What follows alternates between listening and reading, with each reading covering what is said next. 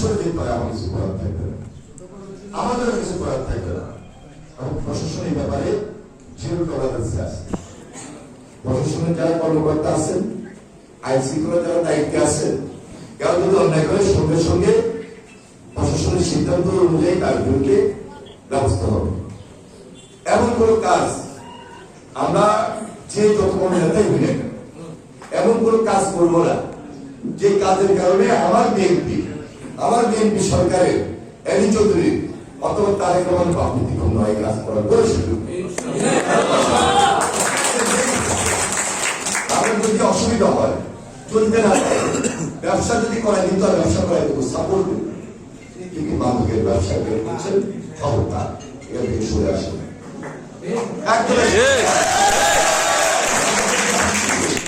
মাদকের যে হাত দিবে, মাদকের যে ব্যবসা করতে যাবে, সেই ব্যবসা সে করতে পারবে না।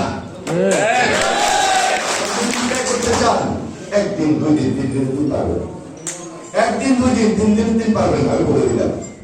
এমন কোন প্রভাব বিস্তার করবেন না সাধারণ মানুষের উপর, সাধারণ ব্যবসায়ীদের উপর, যে না আমি এই নেতা, আমি ওই নেতা। সরি, কিছু করার নেই। আইন নিজস্ব গতিতে চলবে, আইন আইন চৌধুরীর গতিতে চলবে না, আইন আইনের গতিতে চলবে। আইন কোন ব্যক্তির জন্য চলবে না, আইন জন্য সবার জন্য সমান। এটা বিএনপি সাধারণ মানুষের দল, গণমানুষের দল, গণমানুষের আইনের জন্য প্রয়োজন যেটা সেটাই চলবে। আমি বারবার বলি, পরবর্তীতে কেউ আসবেন, আপনারা করবেন, সুপারিশ করবেন, এই সুপারিশ শুনের মতো কোনো সুযোগ আমার থাকবে না। কারণ শুধু বিএনপি আমাদের নেতা কর্মীরা আমাদের বলতেই পারে না। সাধারণ মানুষ, সাধারণ মা বল মুরব্বী যদি আমাকে কঠিন চ্যালেঞ্জ মোকাবেলা করে না নির্বাচিত করতেন, তাহলে আমি নির্বাচিত পারতাম। মনে রাখতে হবে। আর একজনের জন্য আমার 10 ভোট ক্ষতি হয়ে যাবে, 100 ভোট ক্ষতি হয়ে যাবে, এই সুযোগ আমি একজন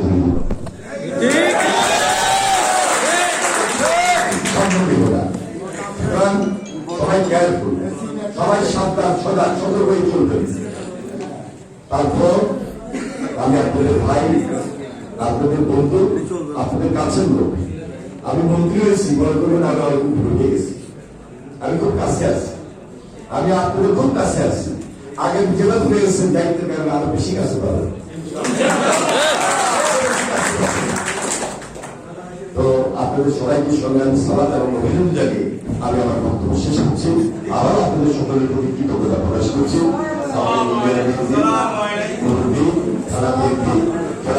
সহ সবাইকে